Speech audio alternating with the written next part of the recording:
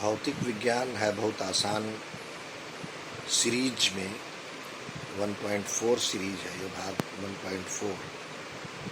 इसमें आपका स्वागत है। पिछले सीरीज में पिछले भागों में हमने ध्वनि की बात सीखी है।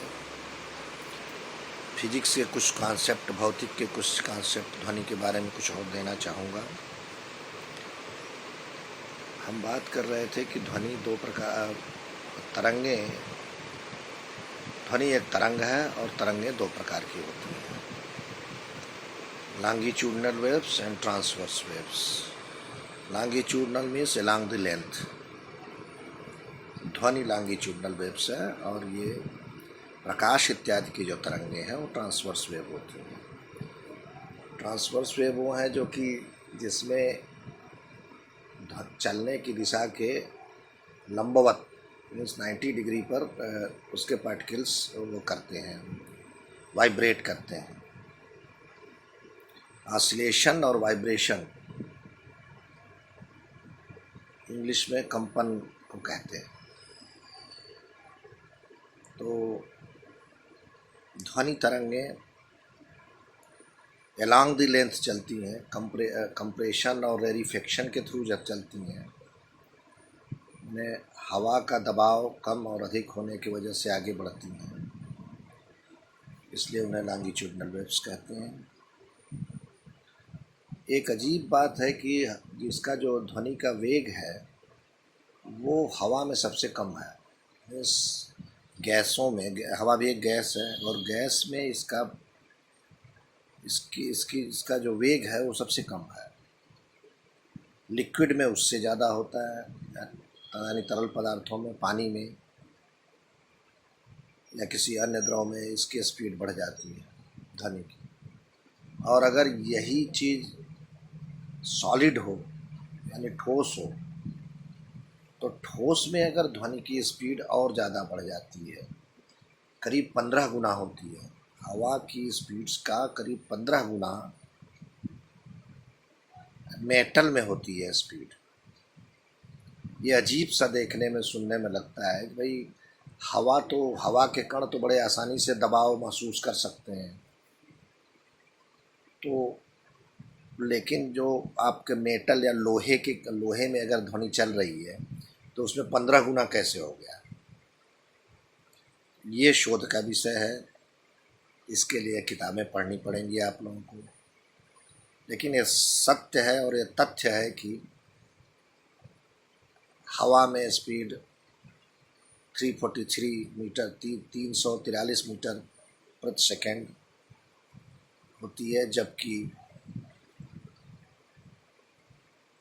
लोहे में करीब 15 गुना स्पीड होती है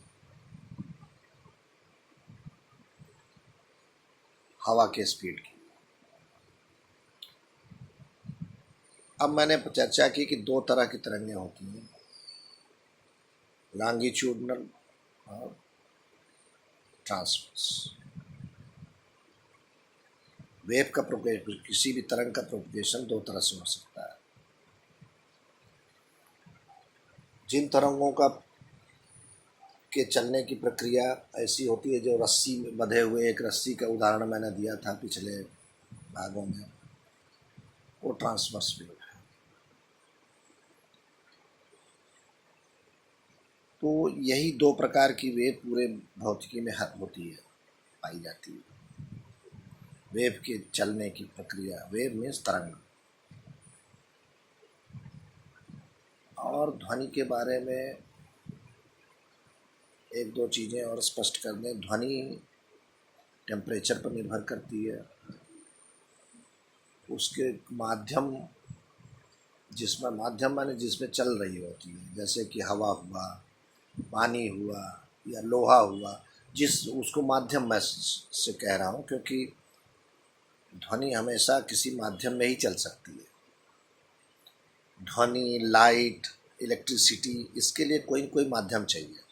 लाइट के लिए नहीं भी चाहिए, लाइट बिना माध्यम के भी आ सकती है, लेकिन आपके लिए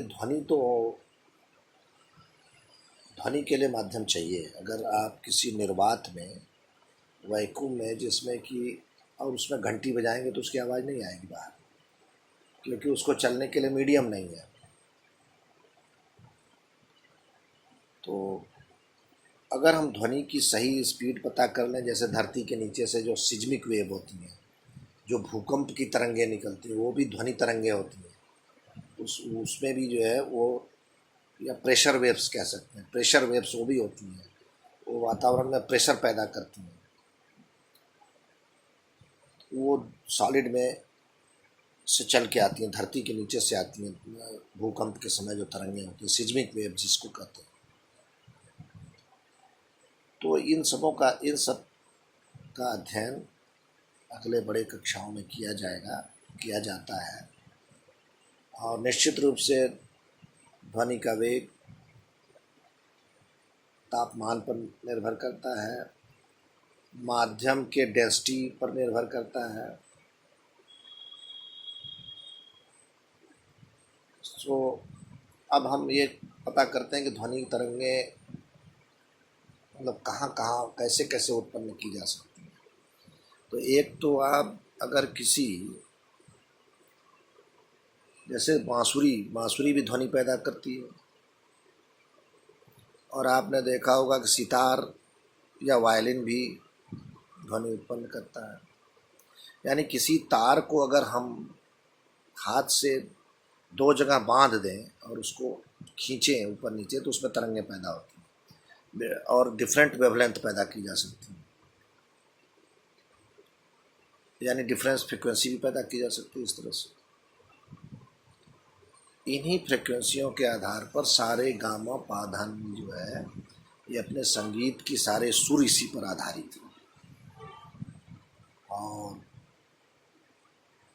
फिर संगीत के सुर के अलावा हमारी कान की एक क्षमता है कि सर्टेन, जैसे 20 हर्ज से 20 किलो हर्ज तक मान लीजिए, एक निश्चित सीमा तक ही सुन सकती है। उसके नीचे होने पर अगर आवृत्ति कम है किसी ध्वनि की तो हमको नहीं सुनाई पड़ेगी, और अगर बहुत ज़्यादा है पराश्रव्य तरंगें, सुपरसोनिक, यानी एक हमारे सुनने की क्षमता के से ज़्यादा तरंगें हैं, ज़्यादा आवृत्ति की तरंगें हैं, तो हमें नहीं सुनाई पड़ेगी, क्योंकि कान की एक क्षमता है। तो 20 किलो हर्ज के ऊपर अगर कुछ होगा, हर्ज उसकी इकाई है, आवृत्ति की इकाई हर्ज में बोला जाता है, आवृत्ति वही है, 1 सेकंड में कंपनों की संख्या। तो 20,000 से ऊपर अगर है तो हमें सुनाई नहीं पड़ेगी, वो पराश्रव्य तरंगें होंगी। अल्ट्रासाउंड, सुपरसोनिक, अल्ट्रासोनिक, ये सब। और इन तरंगों का बहुत जगह, ध्वनि तरंगों का बहुत जगह यूज किया जाता है। हमारे म्यूजिक में तो बहुत ही सुरों में ध्वनि का है। बहुत से वाद्य यंत्र जो है ध्वनि पैदा करते हैं।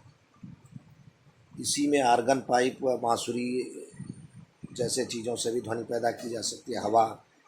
हवा फूंक कर उसमें हवा के द्वारा विभिन्न प्रकार की वेवलेंथ पैदा करके, जैसे बांसुरी में करते हैं। तो यह सब का अध्ययन आपको ध्वनि में आगे करना होगा।